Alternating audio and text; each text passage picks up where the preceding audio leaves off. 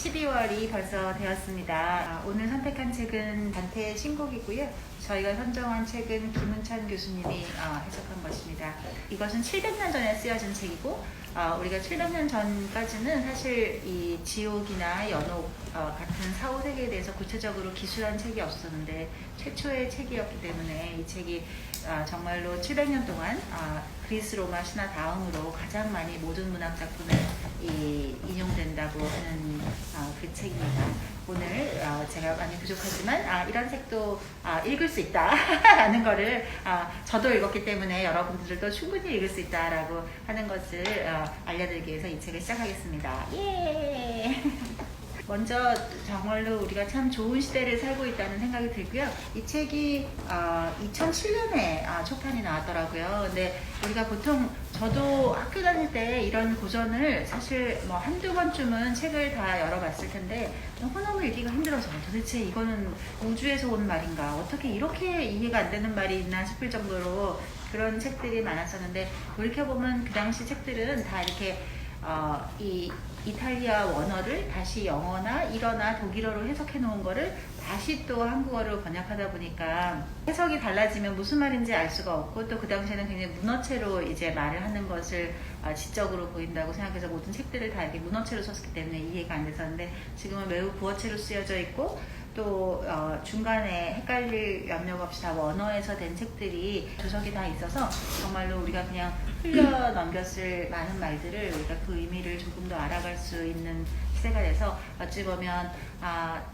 우리가 정말로 이제 이 책을 읽기 좋은 시대를 살고 있는 것 아닌가. 우리가 이 어떤 이 지식의 성숙 이런 것들이 이런 좋은 책들이 잘 번역된 이런 깊이 있는 책들이 많이 번역되는 지금 이때가 우리가 정말로 고전을 읽기 좋은 때인 것 같습니다. 단테는 세계 4대 시성의 하나이고요. 우리가 일리아드를 쓴 호메로스와 그 다음에 셰익스피어 그리고 단테 그리고 괴테 이 4명을 세계 4대 시성이라고 말을 하는데요. 그 중에도 들어가고 또 근대의 획을 두는 두 사람으로 이제 이 단테가 들어갑니다. 그래서 셰익스피어와 단테가 없었으면 이 세계에 근대가 없었을 것이다 라고 하는 엘리엇의 말처럼 그런 것도 있고 이제 이 단테는 정말로 많은 곳에 인용되고 있는 것 같아요. 그래서 우리가 아는 수많은 영화나 또 철학책 또 소설 모든 거에서 이 단테의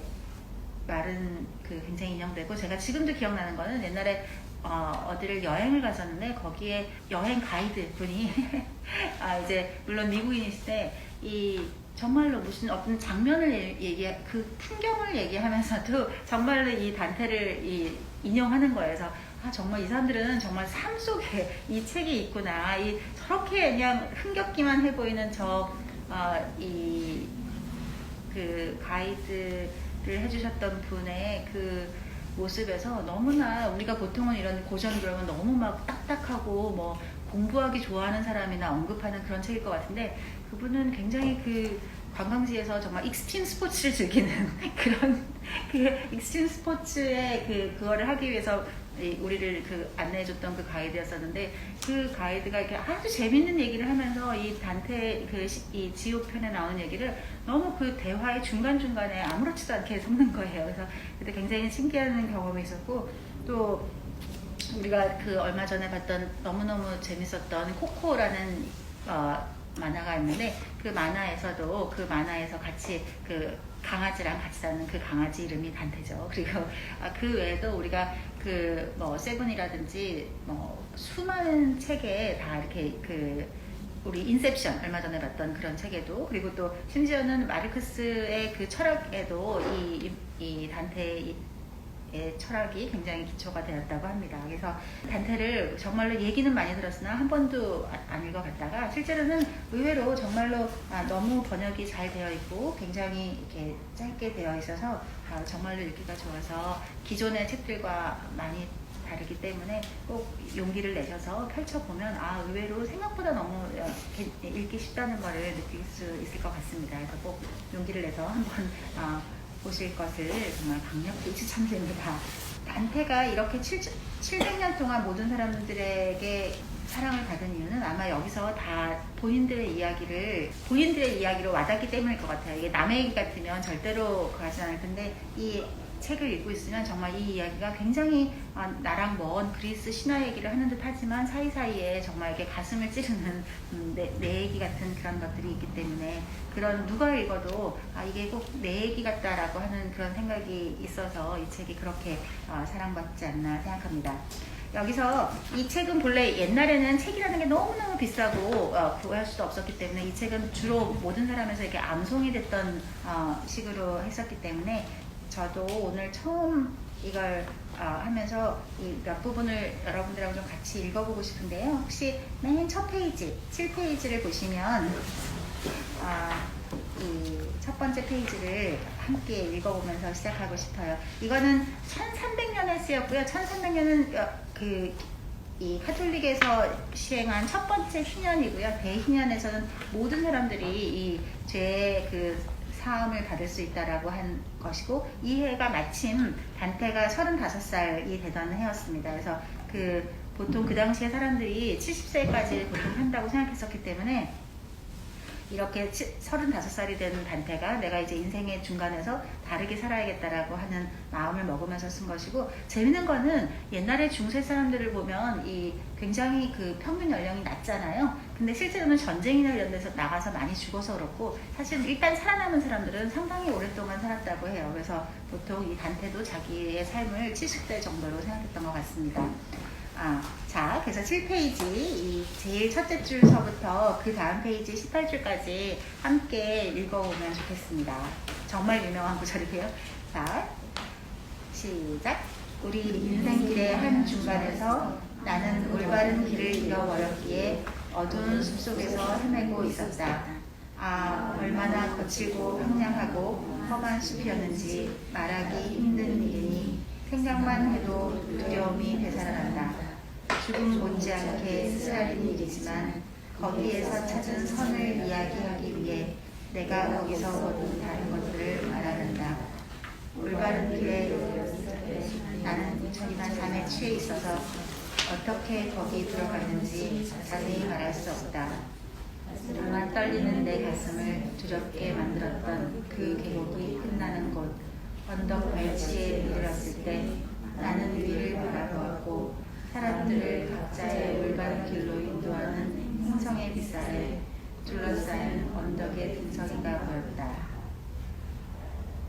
네, 그래서 이 누구나 인생의 한 중간에 내가 지금 정말로 잘 살고 있는 것인지 이때까지 올바른 길이라고 믿고 살아왔던 것이 이 길이 아니었는지 그래서 정말로 어두운 숲속을 헤매게 되는 이 마음이 모든 사람들에게 시작서부터 이 책이 사로잡는 그런 포인트가 아닌가 생각이 듭니다. 그래서 여기서 들어가자마자 이 어두운 길에서 내가 정말 길도 안 보이는데 여기서 갈 수 있을까 헤매고 있을 때 세 마리의 동물을 만나게 되는데 이 세 마리가 굉장히 상징적이라서 표범과 사자와 이 암늑대가 되는데 표범은 음란함을 상징하고 또 사자는 오만함을 그리고 암늑대는 탐욕을 상징한다고 되어 있습니다. 그래서 이것은 1300년 서기 1300년 부활절 직전 성금요일에 시작해서 일주일 동안 이 지옥을 여행한 그 이야기를 하고 있고요. 처음 이 시작은 이제 해가 떠오르는 이 순간서부터 시작하고 있습니다. 그래서 이탈리아에서는 보통 이 부활절 이때를 이제 해의 시작으로 생각했었기 때문에 그런 개념으로 이 책을 시작하게 되었고요. 여기서 내가 어떻게 해야 되지 하고 헤매고 있는데 우리 베르길리우스가 여기서 나타나게 되는데요. 이 책에서 이 단테를 이 지옥과 연옥을 인도해주는 사람이 됩니다. 그래서 베르길리우스는 우리가 가장 유명하게 아는 아이네이스의 희곡의 작가이고요. 그래서 이 작가인 사람이 나타나서 내가 전에는 사람이었으나 지금은 아니다 라고 하는 그 유명한 말로 자기를 소개하게 되고요. 그래서 이 사람의 평생의 뮤즈였던 베아트리체의 도움을 받아서 이 베아트리체가 보내서 당신을 이제 이 지옥으로 안내를 해줄 것이다 라고 얘기하고 있습니다. 그래서 그 11페이지에 전에는 사람이었으나 지금은 아니다라고 하는 그 유명한 말이 여기 나오고요. 그러니까 실제로 이 책도 역시 그 고전의 가장 재미인 이 유명한 문구가 여기서 나왔구나 하는 거를 찾아보는 그런 숨은 그림 같은 말도 있고, 그래서 이 책의 많은 부분이 실제로 이 위의 책보다 이 아래 부분의 주석을 읽으면 훨씬 더 재미있게 읽을 수가 있습니다. 첫 번째, 이 지옥과 사후 세계에 대해서 이제 큰 개념을 보면, 이 지옥은 맨 처음에 우리가 땅으로 들어가서 9개의 계단으로 층으로 되었고요. 점점 더 위에서는 넓고 아래는 좁아지는 그런 상태로 되어 있습니다. 그래서 9개의 계단을 지나면 지구의 중심으로 가게 되고, 중심은 가장 중력이 센 곳이라서 그 중력을 빠져나가면 다시 이제 연옥의 산으로 지구의 반대편에 있는 연옥의 산을 가게 되고, 연옥의 산은 7개의 언덕을 계속 그 7개의 길을 뺑뺑 돌아서 위로 올라가면 그 다음 천국에 가게 되는 거죠. 그래서 맨 처음 이 사후 세계의 그 여행의 시작을 이 지옥에서 시작하고 있고요. 그래서 보게 되면 상당히 우리 그 불교에서 나오는 사후 세계를 묘사하는 여러 가지 그 지옥 세계의 그 부분들이 있었던 그 신과 함께처럼 여러 가지 이제 새로운 지옥들이 펼쳐지게 됩니다. 그래서 여기서 이제 지옥의 문을 통과하면 나중에 이제 천국의 문으로도 들어가게 되는데요. 천국의 문은 성 베드로의 문이 되고, 그리고 여기서는 이제 쭉 같이 가다가 그 지옥의 문에 도달하게 되는데요. 드디어 이 지옥의 문이 제3국인 24페이지에 나옵니다. 그래서 24페이지에 처음 이 9줄도 꼭 같이 읽어보고 싶은데요. 정말로 유명한 기 때문에 함께 읽어보겠습니다. 시작! 나를 거쳐 고통의 도시로 들어가고, 나를 거쳐 영원한 고통으로 들어가고, 나를 거쳐 길 잃은 무리 속으로 들어가노라. 정의는 높으신 내 창조주를 움직여 성스러운 힘과 최고의 지혜, 최초의 사랑이 나를 만드셨노라. 내 앞에 창조된 것은 영원한 것들 뿐. 나는 영원히 지속되니 여기 들어오는 너희들은 모든 희망을 버릴지어다. 여기 들어오는 모든 희망을 버려라 라고 하는 그 유명한 말이 여기서 나오고요. 이게 그 유명한 로댕의 그 지옥의 문 그 조각에 위에 써 있는 말이기도 합니다. 그리고 거기서 우리 생각하는 사람도 여기 이 단테의 지옥에서 모티브를 얻어서 만들었다는 것을 사실 저는 이번에 처음 알았습니다. 그래서 드디어 이제 지옥으로 들어갈 용기를 두려운 마음을 안고 시작하게 되는 겁니다. 그래서 첫 번째 지옥에 가게 되는데, 사실 첫 번째 지옥은 지옥이라기보다는 희망이 없는 상태입니다. 그래서 이 당시 1300년대 유럽은 모두 다 오로지 그리스도교를 통해서, 하느님을 통해서 이제 천국에 갈 수 있었기 때문에, 하느님을 모르고 이미 그 전에 죽었던 사람들은, 예수 그리스도가 오시기 전에 죽었던 사람들은 사실은 그분들이 아무리 좋은 분들이었다고 해도 천국에 갈 수 없다고 하는 그런 희망 없음, 그 희망 없음이 그 자체가 지옥이 돼서 있게 되는데, 지옥 중에서는 사실 그렇게 심한 지옥은 아니죠. 그래서 이 림보라고 하는 첫 번째 지옥에 사람들이 모두 다 있게 됩니다. 그래서 거기서 이제 살아온 사람들이고, 두 번째 지옥서부터가 이제 정말로 지옥에 들어가게 되는데, 이제 아까 좀 전에 지옥문을 통과해서 들어온 두 번째 지옥에 여기 있는 사람들은 27페이지에 보면 하나님도 싫어하시고 하나님의 적들도 싫어하는, 제대로 살아본 적이 없는 비열한 자들로서 이 말벌과 왕파리들에게 무척이나 찔리고 있는데, 이분들은 치욕도 없고 명예도 없이 살아온 사람들, 그러니까 자기만을 위해서 살았던 것을 이제 벌하고 있습니다. 그래서 태만한 사람들, 이렇게 표현이 저는 참 인상적이었을 때, 치욕도 없고 명예도 없다. 우리가 사실 치욕을 갖는 거를 굉장히 두려워하고 이렇게 하는데, 아마도 치욕도 없이 살았다고 하는 것이 뭔가 시도해보지 않고 그런 것들이 아니었을까. 그래서 자기만을 위해서, 내 몸 하나만을 위해서 사는 것이 아니라 무언가를 위해서 계속 내 삶을 움직였다면 거기에 명예도 따르겠지만 또 치욕도 따르고 그런 것들을 더 좋은 것으로 생각하지 않았나 싶습니다. 그리고 여기 보면 27페이지 아래 이 지옥에 있는 여러 가지의 강에 대해서 설명하고 있는데요. 그래서 여기서는 이번 이 아케론 강이라고 해서 고통의 강이고, 그 아래 이제 증오의 강, 스틱스, 그리고 불타는 강, 플레게톤, 그리고 통곡의 강, 코키토스까지 이 4개의 강이 지옥에 있게 됩니다. 그래서 여기 지옥의 강을, 이 아케론 강, 고통의 강을 건너게 하는 뱃사공이 나오는데, 그 28페이지에 카론이라고 해서 머리가 새하얀 여인이 이 지옥으로 이 아케론 강을 건너서 뱃사공 노릇을, 뱃사공을 해주고 있습니다.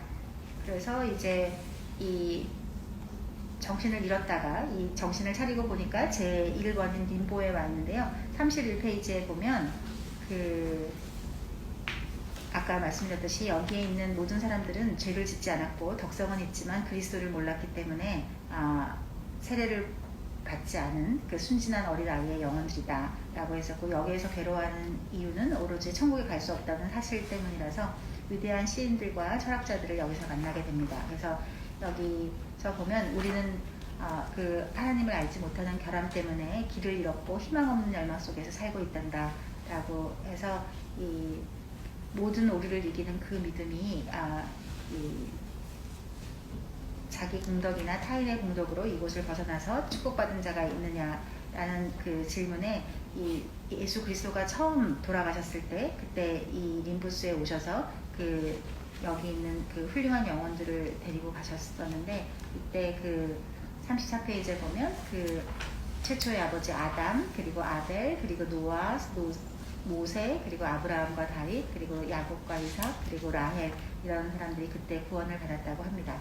그리고 여기에는 또 호메로스, 최고의 시인인 호메로스, 그리고 오비디우스, 여기 이 책의 많은 부분에 이 오비디우스의 그 변신에서 인용한 말들이 많이 나오고 있는데, 그 훌륭한 문학가, 철학가 이런 사람들이 이곳에 있습니다. 그리고 여기 그 37페이지에 이 위대한 영혼들, 일렉트라, 헥토르, 아이네이아스, 카밀라, 그 브루투스, 이런 사람들이 전부 다 여기 있게 됩니다.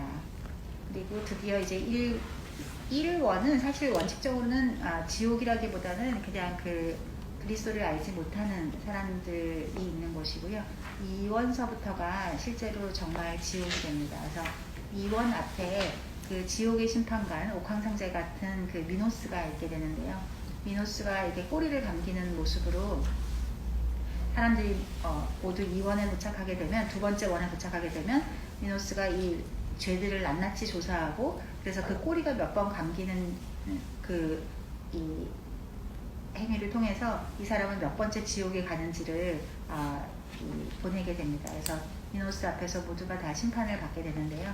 여기 첫 번째, 두 번째, 지옥으로서 어찌 보면 첫 번째, 두 번째 원에는 이 바람의 그 고통을 받고 있는데요. 쉴 새 없이 부는 바람을 이제 막아내야 되는데, 이때 여기는 그 애욕의 죄인, 음란함과 애욕의 죄인들이 있어서 제일 약한 그 지옥입니다. 그래서 아주 여러 사람들이 나오는데, 여기서 굉장히 중요한 인물은 프란체스카와 파울로라고 해서 그 시동생이었었는데, 이 결혼식에 잘못 나온 그 자기 남편의 불구역 장애인이었던 남편, 본래 예정된 남편 대신 그 시동생이 나온 사람과 사랑에 빠져서 죽게 되는, 그 남편에 의해서 죽임을 당하게 되는 그 이야기가 나오게 되고요. 그래서 어찌 보면 지옥에 있지만 굉장히 그 애틋하게 단테가 이 애정을 보내주고 있습니다. 진짜로 쉽지가 않네요. 다른 거는 제가 이거를 설명할 때 설명이 어렵지가 않은데, 이게 몸에 아주 담아져 있는 게 아니라 사실 여러 번 이거를 보았음에도 진짜로 쉽지가 않은 것 같습니다. 네, 실제로는 그렇게 어렵지 않고요. 큰 개념으로 제가 보면 아까 첫 번째 림보가 우리 그 영화 인셉션에서 나왔던 그 림보를 말하는 거 맞고요. 그래서 림보에서는 이 그리스도를 몰랐기 때문에 지옥에 들어온 사람들을 말하고, 그 다음서부터 아까 지옥의 옥황상제 같은 그 미노스의 이 재판을 거쳐서 들어온 사람들에 의해서 두 번째 원인 이 세욕과 애욕 때문에 생긴 사람들이고, 여기에 클레오파트라나, 그리고 헬레네, 그리고 파리스, 그리고 프란체스카, 이런 사람들이 여기 있습니다. 그리고 세 번째가 폭식에 의한 그 벌을 받게 되는데요. 이 폭식에 대한 벌은 그 여기 차코라고 해서 이 돼지라고 표현되는 그 인물이 나오는데 이거를 이 보나파치오 8세 교황을 뜻하고 있다고 합니다. 이 보나파치오 8세는 실제로는 아주 좋은 교황으로 받고 있지만 실제로 정치적으로 이 피렌체가 굉장히 뭐 어찌 보면 아기다툼 같은 그런 세상이었었기 때문에 거기서 이 보나파키오스 8세를 굉장히 싫어해서 이런 그걸 여기로 보낸 것 같습니다. 그래서 실제로 단테가 아무리 자기 친구였거나 또 정말로 아주 뭐 최고의 권력에 있는 사람이거나 이 단테의 자기의 이 신곡을 통해서 아주 가차없이 지옥이나 연옥으로 보내지고 있는데요. 이런 것들이 아마 그 당시 사람들에게 더 통쾌했는지도 모르겠습니다. 자, 여기 3원에서는 결국 탐식의 죄를 받고 있는 여기는 영원하게 저주받은 비가 아주 더러운 비가 악취를 풍기면서 끊임없이 내려오는 것을 볼 수가 있고요. 여기에 키르베로스라고 하는 괴물이 나오는데 이것이 지옥을 지키는 개로 종종 묘사되고 있습니다. 그래서 이 반대편과 오랜 끊임없는 싸움으로 계속 상대편을 이제 모욕하고 몰아내고 다시 또 싸우고 이런 것들이 이 제3의 지옥에서 나오고 있습니다. 그리고 이제 제4원으로 가면 여기 이제 재물의 악마인 플루토를 볼 수가 있는데요. 제4원에서는 이 탐욕을 나타내는 것이라서 이 탐욕이 거꾸로 사실은 인색함만을 말하는 것이 아니라 이제 낭비에 대한 거, 그래서 재물에 대해서 죄를 짓는 상태를 인색함과 낭비를 똑같이 얘기하고 있습니다. 그리고 여기서 그 행운의 여신이 어떻게 작용하는지에 대해서도 하고 있고 여기를 지나게 되면 이제 다음 단계 제5원으로 갈 것입니다. 그래서 여기 그 탐욕의 죄에서 절도 있는 소비를 못하였던 것이 사실 재물에 대한 죄인데요. 너무 낭비하는 것도 너무 인색한 것도, 그래서 이 두 영혼들이 끊임없이 싸우고 있는 상태가 이 지옥의 특징입니다.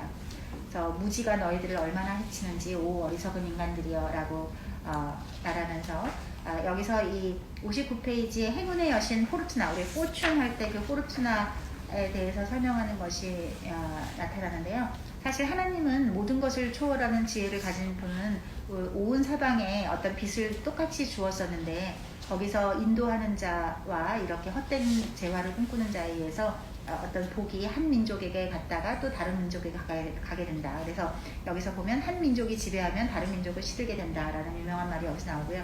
그래서 이 행운의 여신 포르투나는 필요에 따라서 재빨리 누구에게 그것을 가고 누구에게 그것을 뺏을 것인지가 바뀌기 때문에 종종 그 운명이 바뀌게 되고, 그래서 그런데 재밌게도 그녀를 사냥해야 할 자들이 오히려 부당하게 욕하고 비난하며 그녀에게 심한 저주를 퍼붓는다. 그래서 본인에게 다가온 복을 잘 모르고 잘 못 누리는 그 안타까움을 말해주는 것 같고, 하지만 행운의 여신은 거기에 신경 쓰지 않고 본인의 임무만을 즐겁게 하고 있다라고 이 행운의 여신에 대해서 설명해주고 있습니다. 그래서 아마 여기서 우리 명상에서 내가 원하는 대로 얻을 수 있는 그런 행운의 여신의 특징이 잘 나타나는 것 같아요.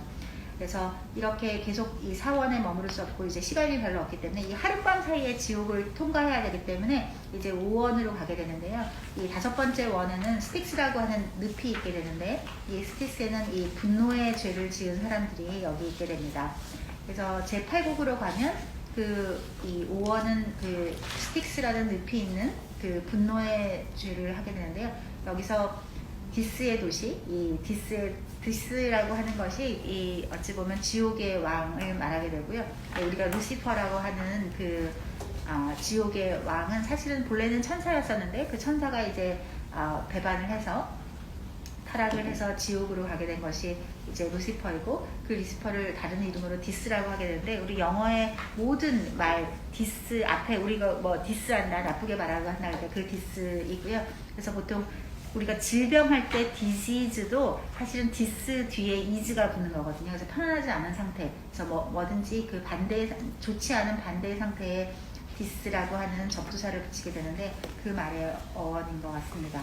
그래서 여기서부터 이 팔국서부터 약간 이 서술하는 방식이나 문체가 좀 바뀌어서 많은 사람들이 이 신곡이 7곡까지가 맨 처음에 쓰였다가 그리고 잠시 멈춰졌다가 이제 망명을 떠나서 이 단테가 정치적으로 이제 그 모함을 받고 정치적인 파벌에 의해서 이 사람이 피렌체에서 이제 영원히 추방되는 이 사람 인생이 나타나게 되는데, 벌어지게 되는데, 이 피렌체를 돌아올 수 없는 이 망명 생활 때문에 사실은 이 위대한 문학이 탄생하게 된 거죠. 그래서 이 사람의 개인으로서는 불행하지만 사실 다 뭐 사마천의 사기나 뭐 파스테리의 이 곤충기나 뭐든지 아주 그 사람의 인생에 아주 힘든 일이 있었던 그런 시기에 아이러니하게도 이렇게 위대한 문학이 탄생하게 됩니다. 그래서 요 전까지가 7곡까지가 좀 다른 서체로 쓰여 있고 8곡 이후서부터 아주 스피드도 빠르고 같은 서체로 되어 있어서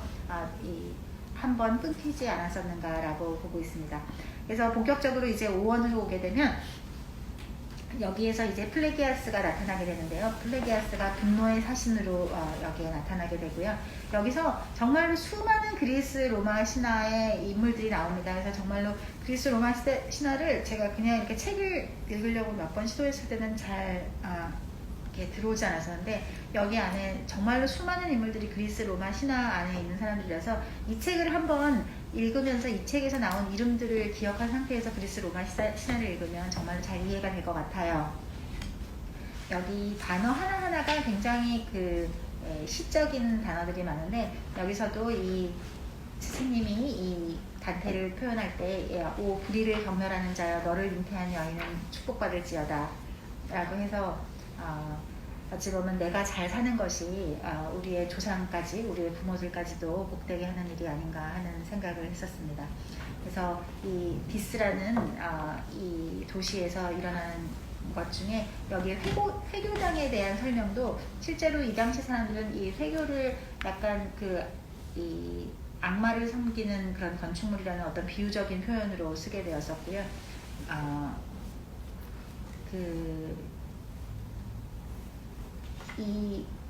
여기서 보면 이제 이 사람들의 모든 세계관은 기독교적인 세계관이기 때문에 이 이슬람적인 것들이 굉장히 배치가 되는 거죠. 그래서 그리고 67페이지에 보면 여기서 이제 항상 이 단테가 앞으로 갈 길을 굉장히 두려워하는데, 그때 이 베르길리우스가 영어로 버질이라고 본래 표현하고요. 그래서 이 베르길리우스가 하는 말이 두려워 마라. 우리의 길은 그분께서 주셨으니 아무도 방해하지 못하리라.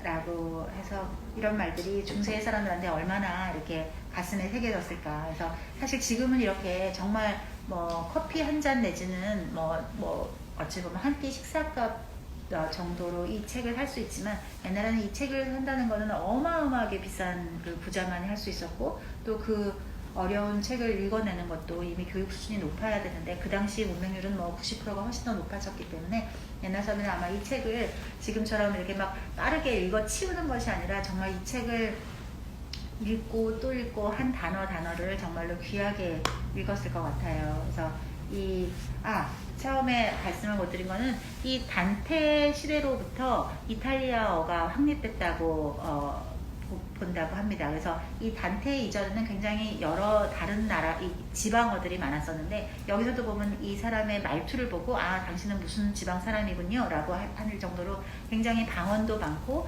굉장히 이렇게 말의 체계가 틀렸었는데, 그것이 이제 이 단테가 썼던 거의 이 모든 문장이 거의 시처럼 되어 있어서 라임이 딱딱 맞는, 그래서 이게 오히려 이탈리아어로 이거를 들으면 훨씬 더 이렇게 리드미컬하게 처음부터 끝까지 되어 있어서 이거를 이렇게 암송하기가 굉장히 쉽게 되어 있다고 하는데요.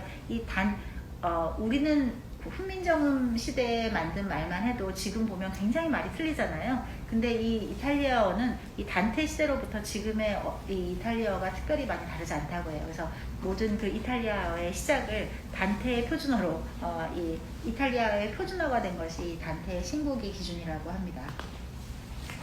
그래서 여기서도 이제 지옥을 이제 여행하는데 계속 이 지옥에 있는 여러 사람들이, 이 영혼들이, 어찌 보면 악마들이, 지옥에 있는 모든 것들은 사실 다 악마인데 이 악마들이 방해를 하죠. 그냥 이렇게 감히 살아있는 것이 여기를 오려고 해 라고 해서 이제 굉장히 방해를 하는데, 그 방해를 하는 와중에도 이 베르길리우스가 여기 나를 방해하는 이 싸움으로부터도 계속 이겨야 된다고 하는, 싸움은 이겨야만 해 라고 하는 그런 단어들도 많이 나오게 되는데, 결국 그런 마음가짐이 이 지옥의 여행을 끝까지 다 할 수 있게 됩니다. 그래서 여기서도 보면 영원한 고통의 여왕이라고 하는 표현이 나오는데, 이것은 그 지옥의 왕 하데스의 아내를 말하는 것이고요. 그래서 여기서 저는 재밌었던 게 71페이지에 보면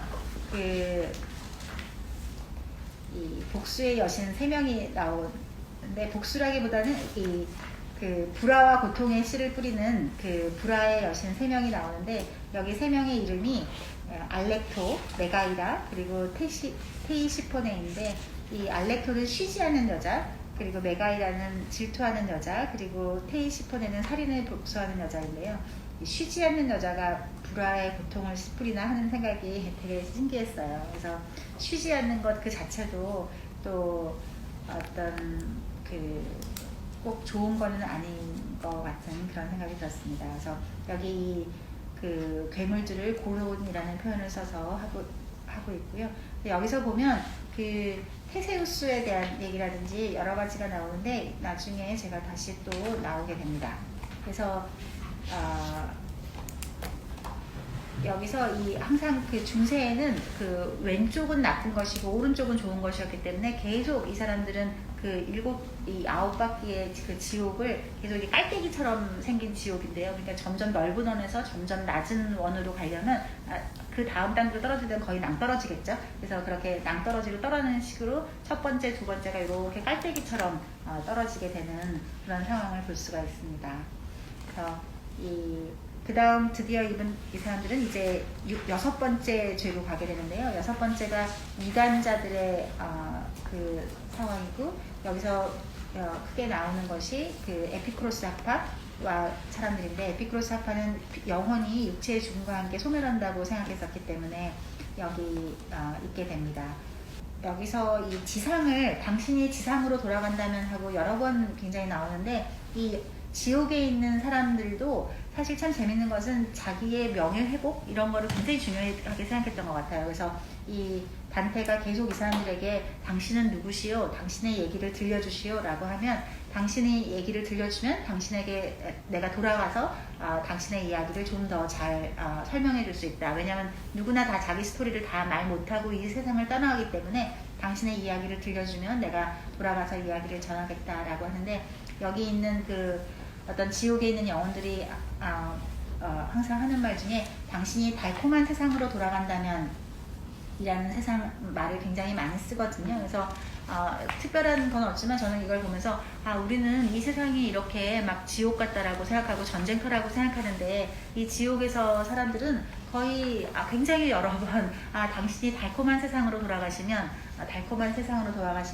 하는 말들을 많이 하는데, 우리가 지금 매일 사는 이 세상이 진짜로 달콤한 세상이구나, 그걸 우리가 모르고 지옥이라고 생각하는구나 라는 생각을 했습니다.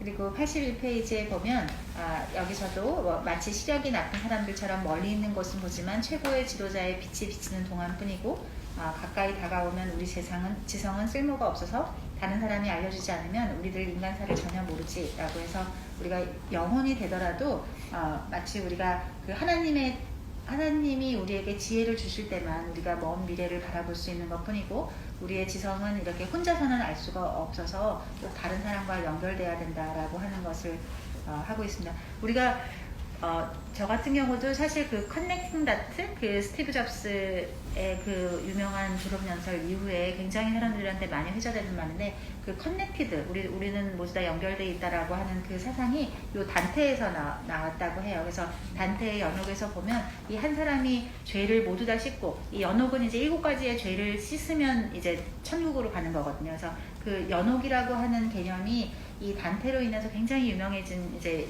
개념인데, 우리가 아무리 죄 없이 사는 사람은 없으니까, 죄를 지었지만 그렇게 악인이 아닌 사람들이 그럼 죽어서 어떻게 하자라고 할 때, 이 연옥에서 오랜 자기 정화의 시간을 지나고 나면 결국 천국으로 가게 되는데, 이때 그 한 사람이 모든 자기의 죄를 씻고 천국으로 오를 때 연옥 전체가 이렇게 흔들리면서 이렇게 큰 울림이 있다고 해요. 그래서 그 뜻은 우리의 모든 인간들이 사실은 서로 다 연결되어 있다는 거, 우리가 매우 상호적인 사람들이라는 그런 뜻이 함께 포함된 단테의 뜻이라고 합니다. 그래서 우리가 사실 하나하나 나 혼자 독단적으로 하는 것 같지만 우리 모든 영혼들은 서로 다 연결되어 있다라고 하는 그 개념이 이 단테의 신곡에서 나왔다고 합니다. 그래서 우리가 지금은 내 삶의 과정을 잘 분석할지 모르지만 이제 연옥을 거치면서 내 삶이 어떤 것인지를 이제 스스로 알게 된다라고 하는 겁니다. 여기까지 6번째 지옥까지는 사실은 아주 심한 지옥은 아니에요. 그래서 저희는 이제 상부 지옥이라고 했었고, 이제 정말 7번째 지옥서부터가 정말 제대로 된 진짜 무서운 지옥이 나타나게 됩니다. 그래서 7번째 원서부터 아주 무서운 지옥이 나타나게 되는데, 이 7번째는 다시 이제 10가지로 나뉘게 되고요. 다시 또 8번째도 있고 여러 가지 하는데, 제일 이 책 전체에서 지옥을 잘 표시하는 게 85페이지예요. 이 85페이지서부터 한 3페이지만 잘 보셔도 이 지옥 전체를 구별할 수 있습니다. 그래서 이 85페이지에 보면 이 7원서부터 7, 8, 9원 이 세 가지 원이 진짜 지옥인 거죠. 무서운 지옥. 그래서 이 7, 8, 9 지옥에 누가 있는지를 여기서 알려주는데요. 7원에는 폭력을 가한 사람들이 있게 되고요. 그리고 8원에는 기만과 사기를 한 사람들, 그리고 9원에는 배신을 한 사람들이 있게 됩니다. 그래서 하게 되는데, 이 85페이지에 보면 여기는 한번 진짜 읽어볼까요? 22번째 줄, 85페이지의 22번째 줄 보면, 시작할까요? 하늘에서 증언하는 모든 사악함의 목적은 불의이며 모든 불의의 목적은 폭력이나 기만으로 다른 사람들을 미치는 것이다. 기만이란 하느님께서 가장 싫어하시는 인간관계이며 따라서 사기꾼들은 더 알고 더욱 큰 고통을 받게 된다. 우리가 보통 폭력이 더 나쁘냐 사기가 더 나쁘냐라고 할 때 여기서 기만이 훨씬 더 나쁘다는 것을 설명하는 그 이유가 되고요.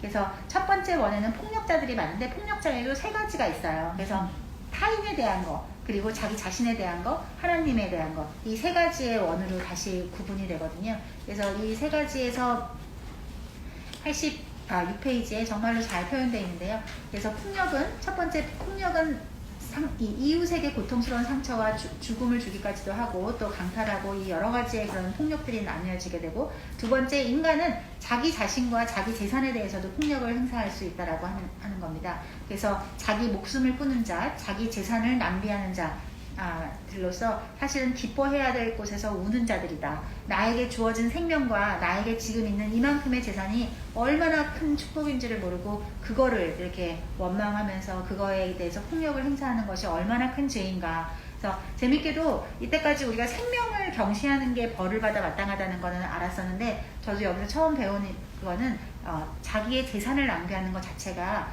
자기의 생명을 함부로 한 것처럼 똑같은 폭력으로 큰 죄로 다루고 있습니다. 그리고 세 번째가 하나님에 대한 어떤 신성을 경멸한 거에 대한 폭력인데요. 이제 소돔과 카오르 같은 그런 도시에 대한 것이 나옵니다. 그리고 8번째 원으로 가면 기만이라는 것이 가장 폭력보다 훨씬 더 심한 죄로 나타나고 있는데, 이 기만에는 다시 이제 10가지의 죄가 있어서 나중에 조금 이따 뒤에 순서대로 나올 텐데, 인신매매, 그 다음에 아첨꾼, 성식을 매매한다든지, 또 도둑질을 한다든지, 매춘, 사기, 이런 것들이 다 8번째 지옥에 가게 됩니다.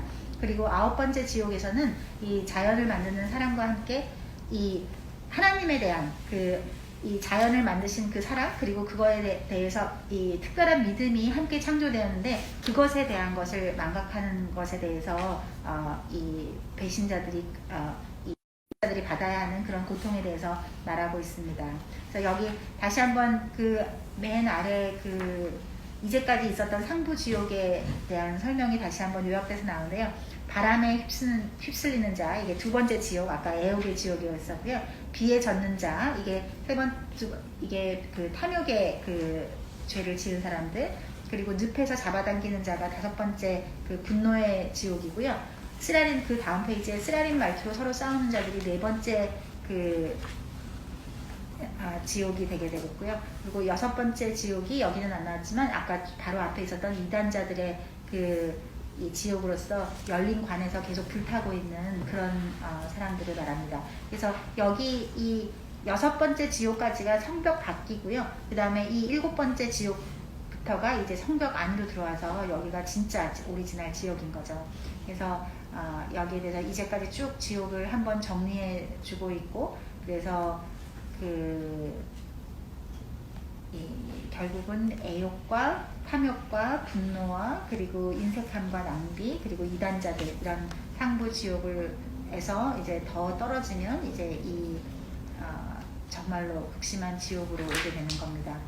그래서 이 사람들이 제일 중요하게 생각했던 어떤 삶의 원칙, 거기서 이 중간에 이 너의 윤리학에 대해서 설명하는 말이 나오는데요. 하늘이 원치 않는 3가지 성향은 무절제, 악의, 미치광이 수신임을 기억하라는 말이 나오는데, 여기가 우리 우연히 전에 한 달 전쯤에 했던 아리스토텔레스의 그 윤리학에 나오는 어떤 삶의 지표 같은 것입니다. 그래서 이 무절제라고 하는 것이 악 중에서는 제일 적은 거긴 하지만, 우리가 살면서 하게 되는 많은 이 위쪽에 사실 이 여섯 지옥까지에 있었던 이 모든 것들이 사실은 무절제에서 나오는 것이고, 그 다음 이 하부 지옥 7, 8, 9 원서부터는 이제 악의에 의한 것, 이 나쁜 마음에 의한 것이고, 그 다음 맨 아래 9번째는 정말로 그 짐승과 같은 마음.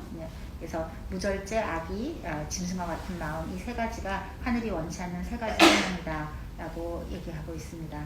그리고 여기서 우리 모든 사람들의 이게 나오는데, 고리대금업이 정말 그 유럽의 역사에서 굉장히 나쁜 그거를 하잖아요. 그래서 여기서 89페이지에 고리대금업이 하나님의 덕성을 모독하는 부분을 좀 설명해 달라라고 이제 요청하고 있는데, 여기서 이 고리대금업이라는 것이 왜 나쁜지에 대해서 베르길리우스가 설명하고 있는데요.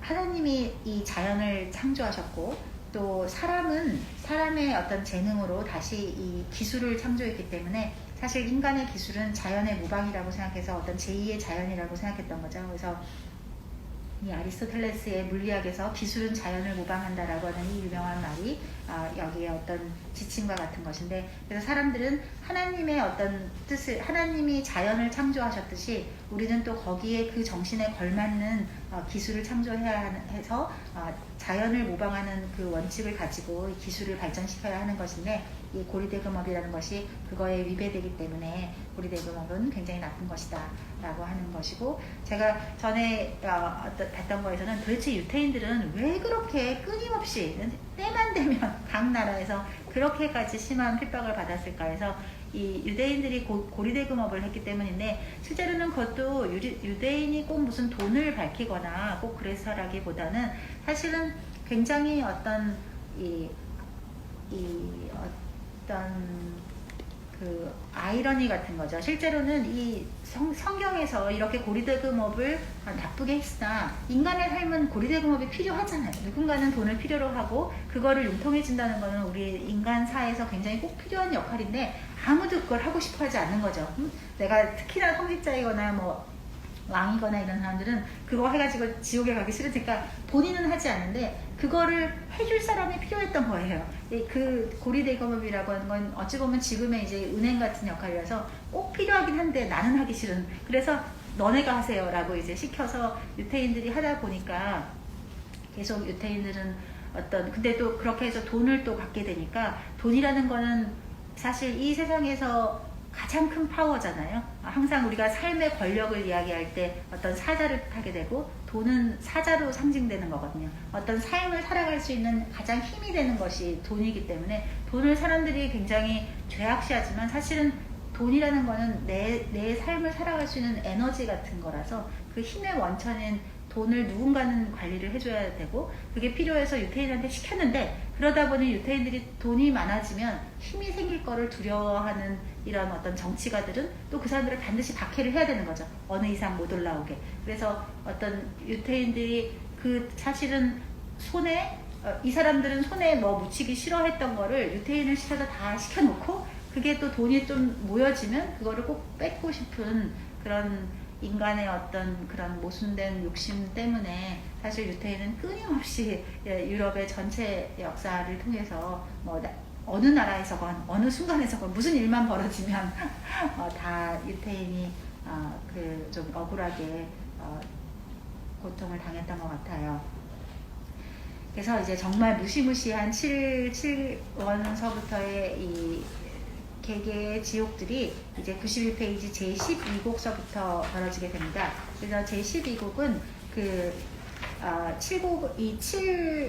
일곱 번째 지옥은 다시 10개의 파트로 다시 나뉘게 되는데요. 첫 번째가 인신매매에 대한 것이고, 여기는 이제 미노타우루스가 여기서 나타나게 됩니다.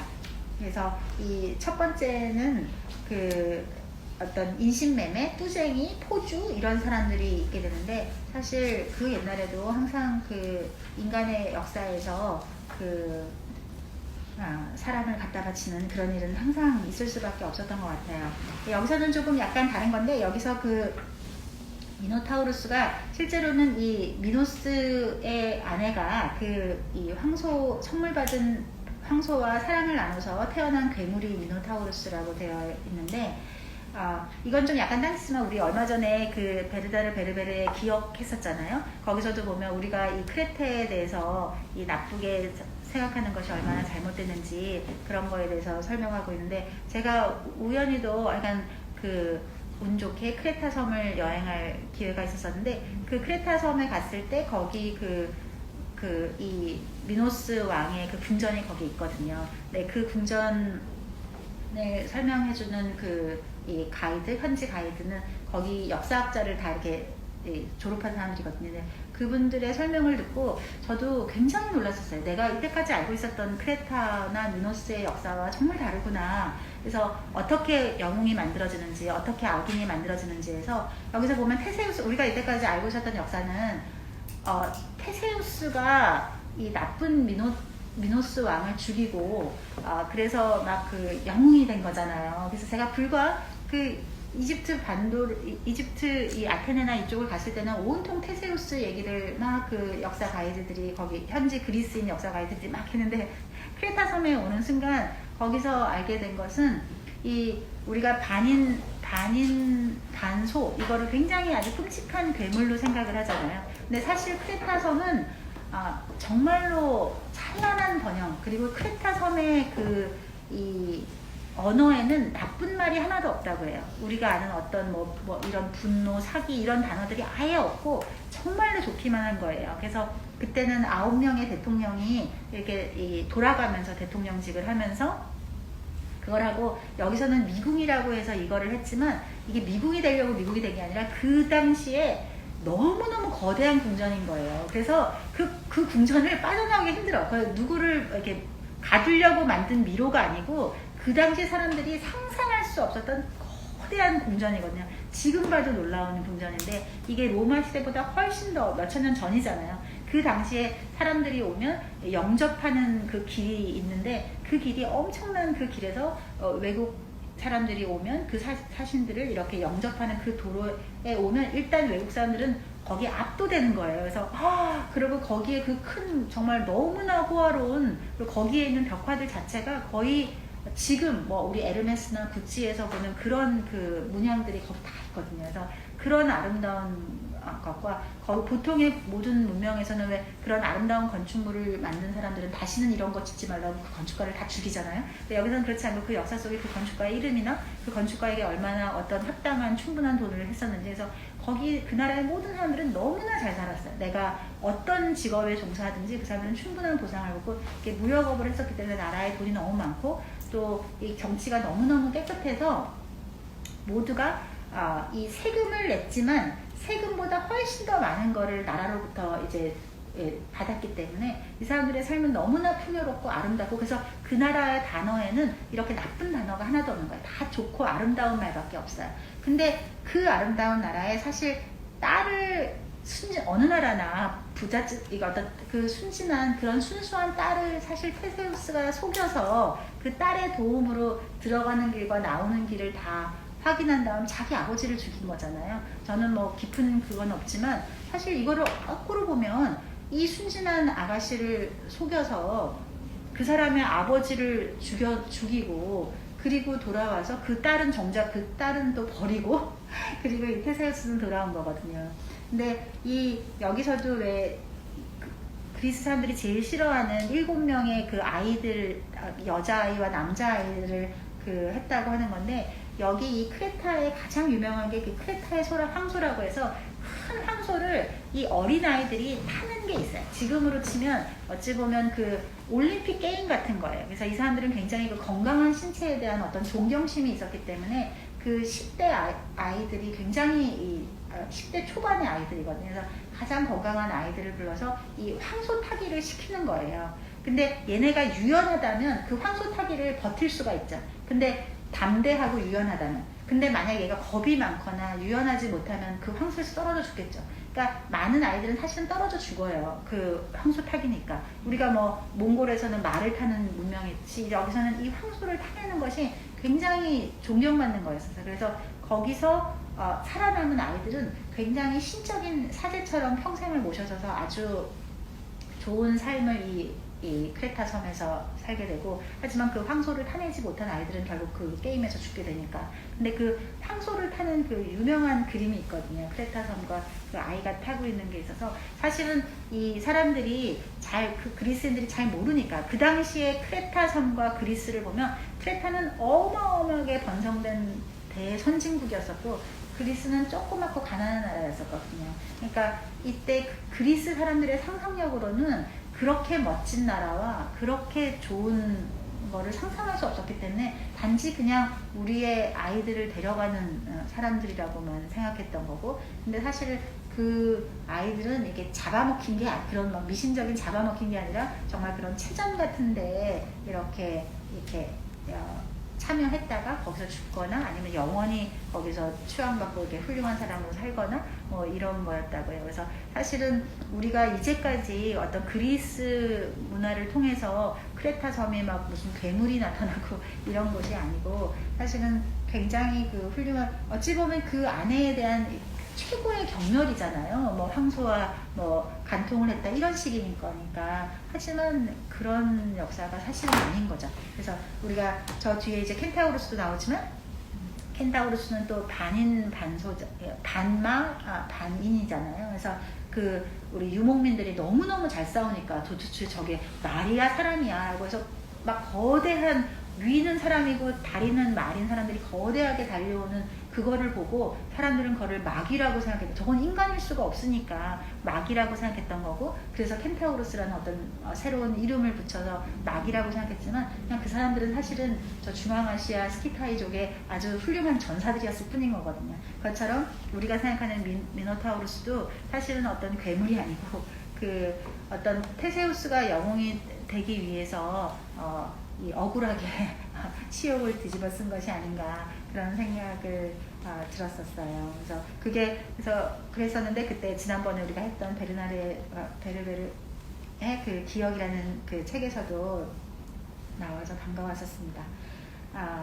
그래서 여기서는 이제 그 핏물의 강 플레게톤을 지나서 이 핏물의 강이 펄펄 끓고 있거든요. 그래서 펄펄 끓는 거기서 켄타우루스가 여기 나오네요. 그래서 켄타우루스가 이렇게 사람들에게 화살을 쏘면서 사람들을 죽이게 되는데, 마찬가지로 이 반인 반마의 켄타우루스도 사실은 사람들이 얼마나 두려움이 컸으면 이거를 어떤 신화적인 괴물로 했지만, 사실은 이게 신화적인 괴물이 아니고 실존했던 사람들인 거죠. 그래서 여기서 여기서는 그 인신매매 네 사람들을 이제 팔아먹은 그런 사람들에 대한 얘기가 나타나게 되고, 여기서 벌을 받고 있습니다. 그래서 여기 수많은 역사 속의 인물이나 그 지금 당대 단테와 같은 시대에 살았던 이 피렌체 사람들이 이 책에 많이 등장하기 때문에 아마 피렌체 사람들이 더 많이 공감하고 찔렸을 것 같아요. 그래서 그리고 두 번째는 이제 이 1원을 지나서 7번째 지옥의 두 번째 둘레로 가게 되는데, 여기서는 이제 그 자신의 육체와 재산의 폭력을 가한 자, 그래서 자살한 영혼들이 되게 되고요. 그래서 자기의 이 생명을 함부로 한 사람은 이게 나무가 되어서 그 어떤 이 얼굴은 하르피라고 하는 괴물에게 뜯어먹히게 되는데, 하르피는 얼굴은 여자이고 몸은 새인 그런 상태를 말하는 것이고, 그래서 그 자기 생명이 자기 거인 줄 알고 이렇게 함부로 버렸다가는 이런 끔찍한 고통을 평생 받게 된다는 거. 그리고 또 재산이 자기 거인 줄 알고 그렇게 함부로 이렇게 낭비한 사람들은 이번엔 또 사냥 앙캐에게 계속 물어뜯기는 그런 그 무시무시한 형벌을 받게 됩니다. 그래서 우리는 전에는 사람이었고 지금은 나무가 되었지라고 이제 여기 있는 영혼이 말해주는 것을 볼 수가 있고요. 그리고 만인의 죽음이며 궁중의 악덕인 질투, 그래서 질투가 얼마나 중요한지에 대해서 알려주고 있습니다.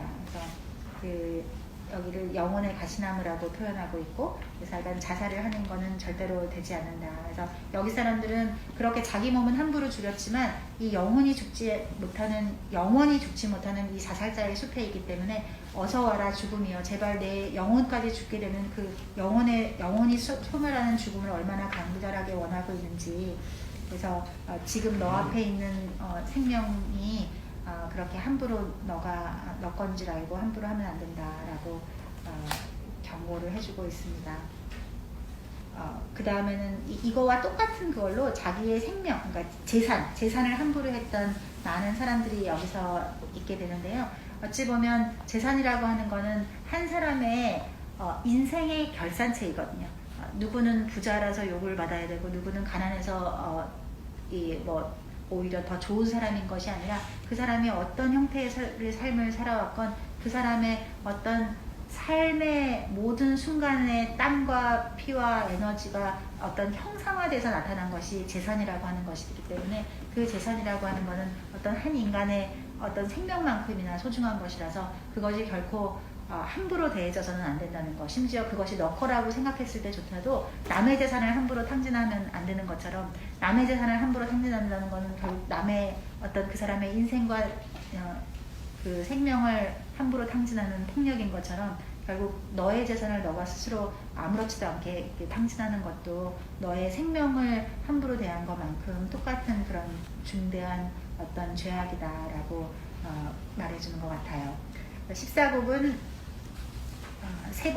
일곱 번째 원의 세 번째인데, 여기서는 모래밭에 불비가 막 떨어지고 있고, 여기서는 신성에 대해서 폭력을 가한 자들, 그러니까 어떤 하나님에 대해서 경멸을 했던 그런 사람들이나 신들이 여기서 그 벌을 받고 있습니다. 그래서 여기 그리스 그 신화에 나오는 불카누스나 이런 그 여러 신들이 여기서 있게 되고요.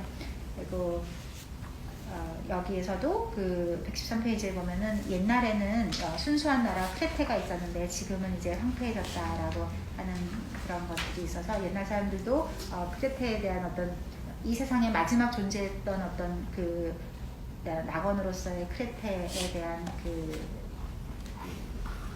또 바램이 다 있는 것 같아요. 그래서 크레테 섬 그리고 아틀란티스, 이 두 개까지가 이 악이 없었던, 범죄가 없고 슬픔이 없었던 그런 마지막 문명이었었고, 그 다음서부터는 이제 그리스 시대로부터 인간의 어떤 시대가 된 거죠. 이게 악이 생겨나고 나쁜 일들이 생겨난 그런 것들입니다. 그리고 15곡으로 가면 이제 세 번째에서 이 남색의 죄인들인데, 여기서는 본인의 스승인 존경하는 브루네토조차도 가차없이 이 일곱 번째 여기에 있습니다. 그래서 남색이 굉장히 큰 어떤 죄로 그거 했었고, 남색은 사실 그 옛날에 소돔과 고모라 이런 데에서도 많이 했던 것이죠. 그래서 남색이 얼마나 위험한지에 대해서도 얘기를 해주고 있습니다. 120페이지에 보면 너를 깨끗이 하도록 해라. 내 행운은 많은 영광을 간직하리니 너 자신을 항상 깨끗이 지키라는 거를 그 스승님이 또 말해주고 있습니다. 그래서 이 브루네토가 브루네토에 감사하는 단테가 스승님은 언제나 저를 영원히 기억될 사람으로 가르치셨지요 라고 해서 내 몸가짐을 바르게 하고 내 생각을 바르게 함으로써 영원히 살아남을 수 있는 것, 정말로 이 단테는 이 책을 통해서 그렇게 했던 것 같아요. 그래서 그래서 남색의 죄인이 16곡에서도 계속 나타나게 되는데, 사실 어찌 보면 여기서 보면 특징이 사회적으로 그 당시 굉장히 성공한 사람들이거든요. 근데 성공한 사람들이 굉장히 다들 이 남색에 많이 빠져 있어서 그런지 여기서 이 유명한 사람들, 또 상당히 이 평판이 좋았던 사람들도 여기서 이 남색의 지옥에 있게 됩니다. 드디어 이제 이 남색의 지옥 7번을 벗어나게 되면 이제 7원 중에서도 이제 다시 그 고리대금업을 하는 그 곳으로 가게 되고요. 그것이 17곡에 있습니다. 그래서 그 고리대금업이 상당히 심한 벌을 받고 있는 것을 볼 수가 있습니다. 여기서 다시 벗어나면 18곡은 이제 드디어 제8원으로 가게 되는데, 그 전에 이제 괴물 게리온이 여기 나타나게 되고요.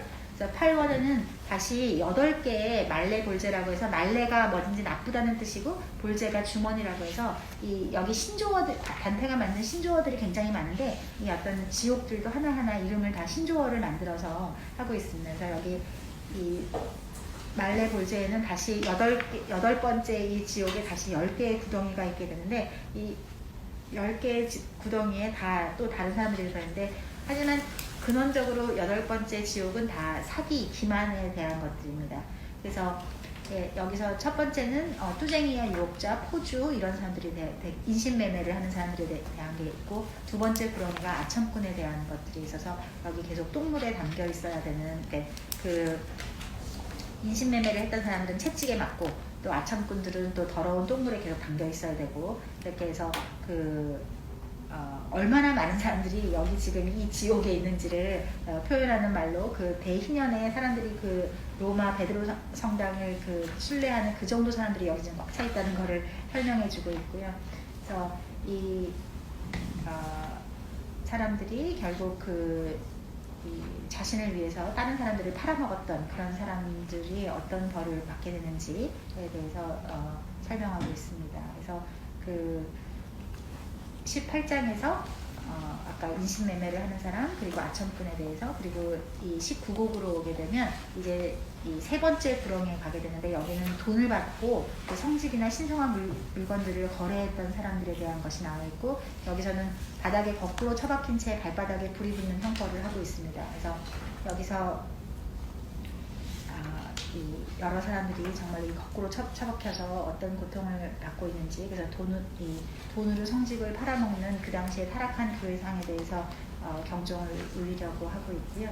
그리고 여기를 벗어나면 이제 네 번째 구렁이, 점쟁이와 예언자들이 있는데, 이 사람들은 재밌게도 머리가 등 뒤쪽으로 돌아가 있어서 앞으로 걷는 것이 다 거꾸로 걷는 거라고 해요. 그래서 여기서 유명한 예언자 만토가 도시의 이름을 만들어줬던 그 만토라는 예언자 이름도 나오고요. 그래서 이 예언자나 점쟁이들도 이게 함부로, 어찌 보면 그 천기누설이잖아요. 그런 것들이 얼마나 위험한지, 그리고 또 잘못된 예언으로 얼마나 많은 사람을 망칠 수 있는지, 이런 거를 경종하려고 했던 것 같고, 21곡에 보면 이제 5번째 구렁이 나오게 되는데, 이 5번째는 자신의 직위를 이용해서 사리사욕을 채운 탄관오리들이 나오게 됩니다.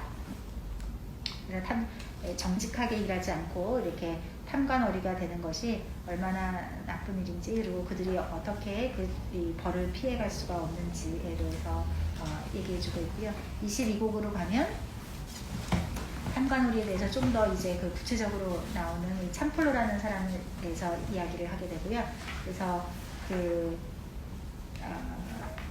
여기서도 그 자신의 몸과 재물을 파괴했던 것에 대해서 얘기하고 있습니다. 그리고 이제 23곡으로 가면 6번째 그 구렁이 나타나는데, 여기는 위선자들이 있게 되고요. 위선자에서 여기 첫 번째 시작하자마자 이 개구리와 생쥐의 그 우화가 나오는데, 이 우화가 참 특징적이었던 것 같아요. 그래서 이 생쥐가 어느 날 길을 가다가 개구리들이 살고 있는 웅덩이를 만났는데 어떻게 건널까 고민하고 있었더니, 이 생쥐가 하는 말이, 너의 발을 나의 발에다 묶어, 그러면 빠지지 않을 거야 라고 얘기해서, 생쥐는 이제 그 말을 철석같이 믿고 개구리한테 이제 묶었는데, 이 개구리가 물속으로 이 생쥐를 끌어들이는 겁니다. 그래서 생쥐가 죽게 하려고. 근데 이제 생쥐가 필사적으로 막 무리로 뜨려고 발버둥을 치니까 근데 그때 마침 솔개가 지나가다가 이 생쥐를 발톱으로 잡아채서 날아가는데 이때 발이 묶여 있었기 때문에 개구리도 끌려갔다는 거. 그래서 나쁜 의도를 하려고 하다가 결국 자기도 파괴되는 그런 우화가 여기 잘 나타나 있습니다. 그래서 그 이제와 지금의 뜻이 비슷하듯 한 생각에서 다른 생각이 생기듯, 그래서 하나의 생각이 얼마나 중요한지, 생각 하나하나를 잘 해야지만 나중에 어떤 무서운 결과를 피할 수 있다라고 얘기하고 있고요. 그래서 이 위선자들이 얼마나 큰 벌을 받고 있는지, 여기 이 단테의 신곡이 사람들에게 보내는 경종 중에 큰 것은, 보통은 그 전까지는 보통 뭐 폭력, 남을 해치는 거, 어떤 신체적이거나 물리적인 죄를 우리가 어렸을 때도 더 큰 벌이라고 죄라고 생각했었던 것 같은데, 여기서는 그 폭력보다는 어떤 위선과 기만이 훨씬 더 큰 죄고, 그리고 제일 큰 죄로 이제 배신을 하는 거를 제일 해서, 우리의 삶이 사실 거기로부터 이렇게 자유로울 수 있는 사람들이 별로 없기 때문에 그런 하여간 모든 거로부터 정말 진심을 다하는 그런 삶을 우리에게 알려주려고 했던 것 같아요. 그래서 그 24곡에 보면 이제 7번째 구렁이 있게 되는데, 여기서는 도둑들이 있게 되고요. 그래서 이 도둑들은 뱀에 물린 채로 이제 불 붙어서 타고 다시 또 변신하는 그런 지옥을 맞아야 합니다. 193페이지 맨 아래쪽에 보면 그 스승님이 하신 말씀 47줄을 한번 같이 읽어볼까요? 시작! 깃털 속이나 입을 뱉어서는 영성을 얻을 수 없으니, 영성 없이 자기 삶을 낭비하는 사람은 대기 속의 연기나 물 속의 거품 같은 자신의 흔적만을 지속지랑해 남길 뿐이다. 그 뒷페이지에 보면, 그러니 일어나라. 무거운 육신과 함께 주저앉지 않으려면 모든 싸움을 이기는 정신으로 그 숨가쁨을 이겨라. 우리는 더 높은 계산을 올라야 하니 저들을 떠난 것으로 충분하지 않다. 내 말을 들었다면 용기를 내라. 그래서 이제 다시 단테가 용기를 내서 또 다시 그 다음 더 무서운 그 지옥으로 출발하게 됩니다. 그래서 여기서 여러 어떤 신화적인 인물들이나 그 당시 이제 나쁜 일을 했던 정치적인 게임이 굉장히 많이 나타나게 되고요. 이 정치가 얼마나 많은 사람들을 파괴하는지, 이 이탈리아의 피렌체는 그 당시 온통 작은 나라들의 이 많이 있었고, 그게 어떤 한 편과 한 편 다른 편으로 해서 이 편이 이겼다가 저 편이 이겼다가 그런 걸로 해서 수많은 사람들이 의로웠다고 하더라도 그 도시에서 추방돼서 다시는 올 수 없는 그런 아주 피렌체 자체를 굉장히 마치 소돔에 못지않는 그런 아주 살기 힘든 나쁜 죄악의 도시로 이 단테는 생각했던 것 같습니다. 그리고 25곡에 가면 이 도둑들에 대해서 좀 더 그 구체적으로 나오게 되는데요. 아무튼 이 도둑들은 사람이 뱀으로 변하고 뱀이 다시 사람으로 변하는 그런 끔찍한 형벌을 계속 받아야 한다는 거. 그래서 이 참타라고 하는 사람에 대해서 또 얘기하고 있습니다. 그래서 여기서 211페이지 보면 그 단테는 로마인들을 굉장히 고귀하게 생각했던 것 같아요. 그래서 여기에 나타나는 모든 그런 것들이 본래 여기에 살았던 사람들 때문에 문제가 일어났다고 생각하고, 이 영원한 그 로마로 고귀했던 조상이었던 로마의 어떤 정신으로 돌아가고 싶은 것들이 곳곳에서 보이고 있습니다.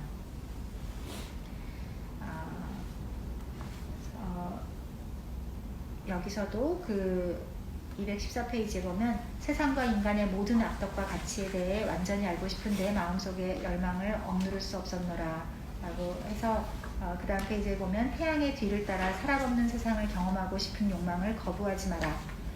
그대들의 타고난 천성을 생각해보라. 짐승처럼 살려고 태어난 것이 아니라 덕성과 지식을 따르기 위함이었으니 라고 해서, 타고난 짐승 같은 천성대로 살지 말고 덕성과 지식을 계속 그 고향에 나가야 된다라고 하는 어떤 단테가 우리에게 해주고 싶었던 말을 여기에 섞어서 주고 있습니다. 그래서 이 책 전체를 통해서 어찌 보면 단테는 자기 혼자도 자기 자신도 구원을 얻고 싶어 했지만, 이 구원의 길을 알지 못하고 이렇게 흔들리면서 수많은 죄를 짓고 이렇게 막 살아가는 그런 사람들에게 진심을 다해서 그렇게 살지 않고 제대로 된 길을 봐야지 좀 더 참된 삶을 살 수 있다. 그래야만 죽어서도 좋은 영혼이 될 수 있다는 것을 마음을 다해서 여러분들도 나뿐만 아니라 우리 모두 정말 어찌 보면 인류 전체에게 어떻게 하면 구원을 받을 수 있는지에 대해서 계속 설명해 주려고 노력하면서 이 책을 썼던 것 같아요. 그리고 27곡에 보면 이거는 9번째 그 구렁인데, 이것은 어찌 보면 약속을 지키지 않은 에 대한 것인데, 여기서 굉장히 인상적이었던 말들이 223페이지에 보면 약속은 길게, 이행은 짧게 이런 표현이 있는데요. 아무튼 우리가 본래 약속은 많이 하면서 이행을 늦추거나 하지 않는 것, 어찌 보면 약속을 지키지 않으려고 한 거 아니었어도 그 이행이 때에 적절하지 못하게 늦춰졌을 때, 어떤 약속의 이행은 그 타이밍이 정확하게 돼야지, 그 타이밍이 놓쳐졌다고 하더라도 어찌 보면 거의 똑같은 이 나쁜 결과를 나타내기 때문에 꼭 우리가 어떤 약속을 하게 되면 반드시 이행은 즉시 하고 반드시 그때에 맞게 걸맞게 해야 된다 라고 하는 거였던 것 같습니다. 약속은 길게, 이행은 짧게. 그 다음 페이지에 뉘우치지 않는 자는 죄를 벗을 수 없고 뉘우치면서 동시에 원할 수 없으니 이러한 모습은 허용되지 않기 때문이요 라고 해서, 아무튼 뉘우치는 것이 굉장히 중요한 시작이다. 꼭 내가 나는 이미 죄를 지어졌으니 이미 더 더러워진 몸, 이제는 베린 몸 이렇게 생각하는 것이 아니라, 우리가 뉘우치는 것만으로 모든 것이 시작할 수 있기 때문에, 뉘우치게 되면 더 이상 그 죄를 짓지 않게 되기 때문에 뉘우치면서 원할 수 없다라고 하는 거기서 큰 희망을 주는 것 같아요. 그리고 28곡에 보면 9번째 불황은 불화의 씨앗을 뿌린 자인데요. 우리가 그 어떤 것보다도 사실 사람들에게 불화를 조장하는 사람들이 얼마나 큰 벌을 받아 마땅한지, 이 8번째 지옥 자체가 끔찍한 건데 8번째 지옥 중에서도 거의 끝에 가장 심한 9번째 지옥 다음으로 심한 벌을 여기 불화의 씨앗을 뿌린 사람들에게 내리고 있습니다. 그래서 여기서 좀 특징적인 것이 이제 무함마드라든지 알리라든지, 그래서 무함마드는 어떤 기독교의 내분을 일으켰다고 단테는 생각했었고, 또 이 알리는 4번째 칼리프인데, 이 사람 때서부터 이제 시아파와 수니파가 나뉘게 돼서 수없는 싸움이 벌어졌기 때문에 그것이 그 분열을 일으킨 사람의 큰 예로 하고 있습니다. 그래서 아무튼 이렇게 우리가 죄를 짓게 되면 모든 것이 인과응보가 나타나게 된다라고 해서, 여기 235페이지에 보면 콘트라파소라고 해서 이 신곡에서는 자기가 지은 죄와 똑같은 고통을 받도록 처벌을 받는 방식을 이 단테가 여러 가지로 하고 있는데요. 이렇게 해서 그 분열과 불화를 조장했던 사람들은 시체가 이렇게 쪼개지는 형벌을 받게 되는 그런 식의, 너가 이 생에서 지었던 죄대로 그대로 형벌을 받게 되리라 라고 하는 거를 얘기해 주고 있습니다. 그리고 29페이지에 보면 29곡은 이제 10번째 불황이 되게 되는데, 여기서는 사기, 위조, 연금술 같은 것들이 여기에 있습니다. 그래서 사기를 친다는 것이 얼마나 타인의 이 영혼을 파괴하는 행동인지, 그렇기 때문에 사기를 친 사람들은 얼마나 큰 벌을 받아야 되는지 이런 거에 대해서 설명해 주고 있고요. 그래서 이 243페이지에 이 카차 다시안이라는 사람이 저는 되게 인상적이었었는데, 여기 보면 이 현명한 지혜를 자랑했다는 것이 얼마나 어리석은 행동인지에 대해서 빈정거리는 것이 나오는데요. 아무튼 현명한 지혜도 자랑해서는 안 된다 라고 하는 뼈아픈 충고가 있는 것 같아요. 그리고 30곡에 보면 10번째 불황의 또 다른 건데, 여기서는 이제 그 변장을 해서 남들을 이제 속인 그런 거, 화폐를 위조하거나 이런 남들을 속인 것에 대해서 큰 죄로 다루고 있습니다. 그리고 여기서 이제 이 서로 속이는 사람들끼리 또 막 싸움을 하고 있는데, 이 싸움을 그 단테가 열심히 구경하고 있으니까 이 스승이 큰 꾸중을 여기서 하게 되는데요. 252페이지 142번째 줄 여기 한번 같이 읽어볼까요? 스승님이 말씀하셨다. 작은 부끄러움이 내가 저지른 것보다 큰 잘못을 씻어주느니 이제 모든 후회감을 벗어나리라. 만약 운명에 의해 내가 또다시 그렇게 말다툼하는 사람들 사이에 있게 되면 언제나 내가 곁에 있다고 생각하라.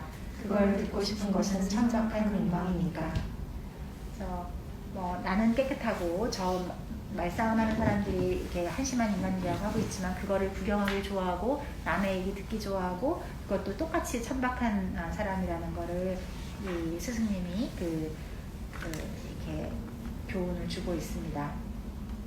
그래서 드디어 이제 31곡에 가면 이제 정말 무서운 9번째 지옥으로 가게 됩니다. 이 9번째 지옥은 지옥 중에 최고의 높은 지옥이고, 최고로 낮은 지옥이고, 제일 끔찍한 지옥이죠. 여기는 이제 코키토스의 호수라는 것이 얼어붙은 호수가 있게 되는데요. 여기는 정말로 끔찍한 형벌을 받는 곳입니다. 그래서 이 코키토스의 지옥도 다시 4개로 나뉘게 되는데요. 여기는 이 9번째 지옥은 전체적으로 배반의 지옥이에요. 그래서 배반을 한 사람, 우리가 살면서 모든 죄를 짓는 것 중에 가장 끔찍한 죄악으로 배반을 이 단테는 했습니다. 그래서 배반이라는 것이 이 창조주가 우리를 사람을 만들 때 거기에 합당한 믿음도 신의도 같이 줬는데 그거를 한 거기 때문에 그거는 창조주가 우리에게 준 그 어떤 권리 중에서 가장 심한 어떤 나쁜 짓을 하는 거라고 본 거죠. 그래서 이 배반도 역시 4가지로 나눠서 가족과 친척에게 하는 배반, 그 다음에는 조국과 동료에게 하는 그 배반, 그리고 이제 3번째가 손님을 배신한 사람들, 손님을 초대해놓고 거기에 대해서 해악을 끼친 사람들, 그리고 마지막 4번째가 이제 그리스도를 팔아먹은 이 유다가 있는 지옥입니다. 그래서 이 각각의 지옥에도 굉장히 신조어로 재미있는 이름들을 만들어서 이 각각의 지옥을 설명하고 있어요. 그래서 이 254페이지에 보면 감각이란 것이 얼마나 쉽게 속는가를 알게 될 것이다 라고 해서 우리 인간이 얼마나 잘 속는지에 대해서도 알려주고 계시고요.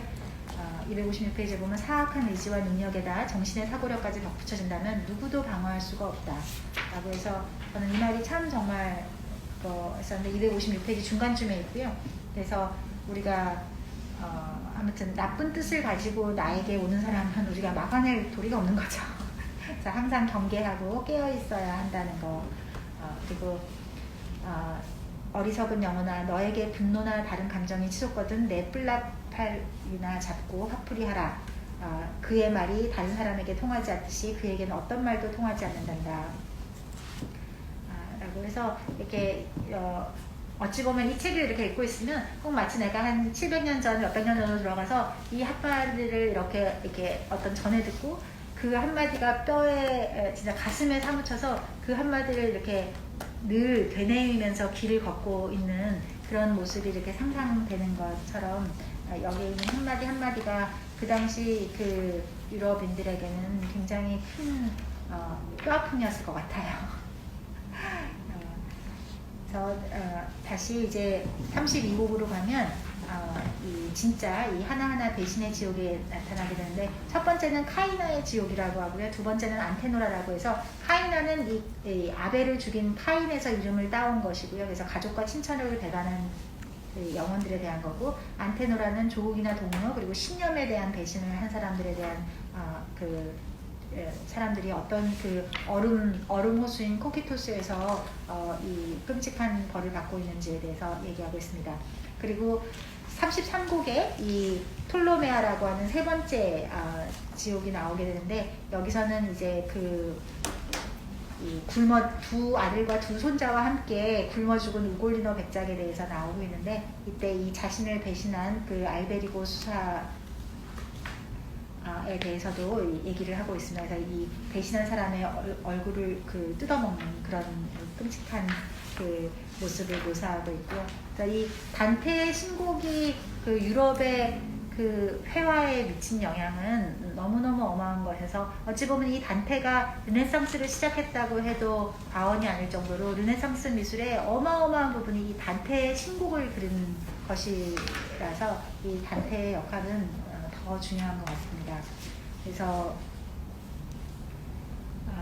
여기서 또 이 무서운 것이 이 톨로메아라고 하는 여기는 그 손님을 배반한 영혼들인데요. 그러니까 뭐 혼인잔치나 이런 잔치에 초대했다가 그거를 죽인 사람들을 말하는 것인데 그런 사람들은 이 육화된 악마라고 해서 몸은 사실 이 지상에 우리와 함께 살고 있는데 그들의 영혼은 저 지옥에서 지금 똑같이 벌을 받고 있는 거예요. 그래서 사실은 이 우리 옆에 있는 이 사람들이 얼마나 무서운 진짜 육화된 악마인데 그냥 사실은 사람의 형상을 하고 있는 거죠. 그래서 그런 악마들과 우리가 지금 현생을 같이 살고 있다는 그런 그 끔찍한 암시를 보여주고 있습니다. 그래서 자신의 죄로 그 영혼은 코키토스에 잠겨있지만 육신은 아직도 위에 살아있는 모양이다 라고 그 상태를 말하고 있고, 이제 정말 대단원으로 가서 이제 34국에 가면 지옥 중에서도 끔찍한 주데카 지옥이 나타나게 되는데, 이 9번째 원의 마지막 지옥이고요. 그래서 여기서는 그 예수님을 팔아먹은 그 유다의 이름을 따서 주데카라고 지은 것이고요. 그리고 여기서 이 카이사르를 암살했던 브루투스도 여기서 하고 있습니다. 그래서 여기 그 루시퍼는 얼굴이 3개여서 이 3개의 입이 있어서 이 3개의 입에서 맨 앞에는 이제 이 유다를 먹고 있고, 나머지는 이제 브루투스와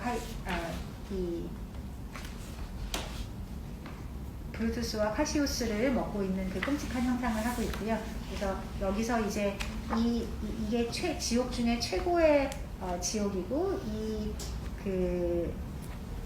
이 루시퍼, 베엘제불이라고도 부르고 디스라고도 부르는 이 루시퍼를 이제 하데스라고도 부르고 플루토라고도 부르고, 이런 이 지옥의 그 화신을 이제 벗어나면 이제 연옥으로 갈 수가 있는데요. 이 루시퍼가 이 코키토스 호수에서 위쪽으로 얼굴을 이제 상반신을 드러내고 있기 때문에 이 두 다리를 사다리 삼아서 지구의 반대편으로 가게 되면 이제 연옥의 산에 갈 수 있고, 그래서 마침내 이 단테와 베르길리우스가 이 반대편으로 나가서 이제 별들을 보았다라고 하는 것으로 지옥편이 마무리되고 있습니다. 그래서 이 모든 이 신곡의 지옥, 연옥, 천국은 다 마지막에 이 별이라는 말로 끝나게 되는데요. 그래서 처음으로 어찌 보면 그 전 사람들이 우리가 삶을 어떻게 살아야 되는지 잘 어떤 지표가 없이 살다가 이 단테의 책을 통해서 내가 어떻게 살아야 되는지라는 것을 사람들의 가슴에 이렇게 울려주게 하는 책이었어서 700년 동안 그렇게 그리스 신화 다음으로 모든 책과 영화와 모든 것에 가장 많이 인용됐다라고 하는 것이고, 이 책이 지금도 이렇게 사랑받는 이유는 독자들이 이 책을 읽으면 다 자기를 대비하게 되고, 그렇게 해서 독자들의 어떤 참여와 이해와 그런 이 적용이 있었기 때문에 이 700년 동안도 죽지 않고 살아있는 문학으로 우리에게 있는 것 같습니다. 너무나 이 말도 안 되는 부족한 제가 했는데 정리지만 아무튼 제가 하려고 했던 거는 이 책이 이렇게 생각보다 어렵지 않다. 어렵지 않고 이렇게 읽어보면 굉장히 읽기 쉽게 되어 있고, 정말로 우리 어떤 인문학의 어떤 수준이 많이 높아져서 정말로 읽기 쉽게 주석도 잘 되어 있고, 그래서 정말로 이 책을 이렇게 훌륭하게 번역해 주신 이 김은찬 교수님에게도 감사드리고, 정말 우리가 좋은 시대에 살고 있구나, 이렇게 좋은 잘 번역된 책들, 그리고 평생을 연구하신 것들을 이렇게 다 주석에 친절하게 달아놓으신 이런 책들을 볼 수가 있어서 너무 감사한 마음으로 꼭 같이 읽어보고 싶어서 하겠습니다. 감사합니다.